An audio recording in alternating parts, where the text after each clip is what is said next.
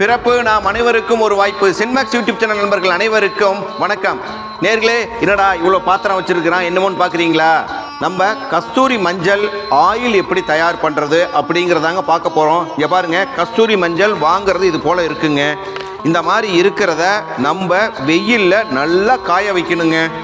காய வச்சதுக்கு பிறகு நம்ம மிஷினில் கொடுத்து அரைக்கணும். நல்லா கேட்டுக்குங்க, அரைக்கிறப்ப எல்லா மிஷின்லையும் போட்டு அரைச்சிடக்கூடாதுங்க. இதை தனியாக அரைக்கிறதுக்குன்னு தனியாக மிஷின் வச்சுருப்பாங்க, அதில் அரைக்கணுங்க. அரைச்சோம்னா நமக்கு இது போல் நமக்கு பவுட்ரு கிடைக்குங்க, கஸ்தூரி மஞ்சள். சரி, இதை வச்சு என்ன பண்ண போகிறோம்னு தான் பார்க்குறீங்க. இதை வச்சு நம்ம ஆயில் ப்ரிப்பேர் பண்ண போகிறோங்க. என்ன ரேஷியோன்னு பார்க்குறீங்களா? 1:3. இப்போ நம்ம கஸ்தூரி மஞ்சள் எடுத்து வச்சுருக்குறோங்க. இந்த கஸ்தூரி மஞ்சளை இதில் கொட்டிட போகிறோம். நாங்கள் எப்படி ஆயில் ப்ரிப்பேர் பண்ணுறோங்கிறத நீங்கள் பார்க்க போகிறீங்க. இங்கே பாருங்கள், இந்த இதை வந்து இதில் நல்லா கொட்டிடணுங்க. பார்த்தீங்களா, இது கொட்டியாச்சுங்க.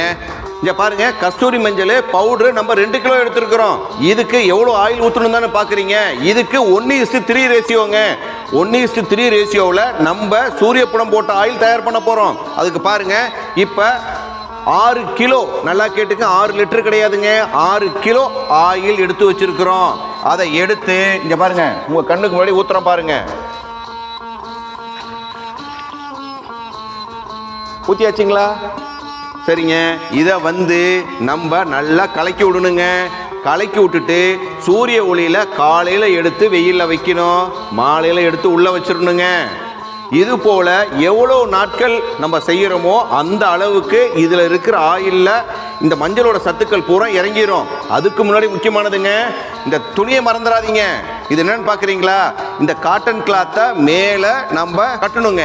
இந்த கிளாத்தை வந்து கட்டணும் அப்படின்னா சூரியன்லேருந்து வர்ற புற ஊதா கதிர்கள் நேரடியாக எண்ணெயில் படக்கூடாதுங்க. அதுக்காக தான் நம்ம வந்து இந்த மாதிரி பண்ணுறோம். எங்களுக்கு பனி இருக்குது, மழை பெய்யுது, பண்ண முடியல அப்படின்னா இதை வந்து டபுள் பாயில் மெத்தட் இருக்குது பார்த்தீங்களா, அதில் பண்ணுங்க. எப்படின்னு பார்க்குறீங்களா? இதை விட பெரிய பாத்திரத்தில் நம்ம சுடுதண்ணி வைக்கணுங்க.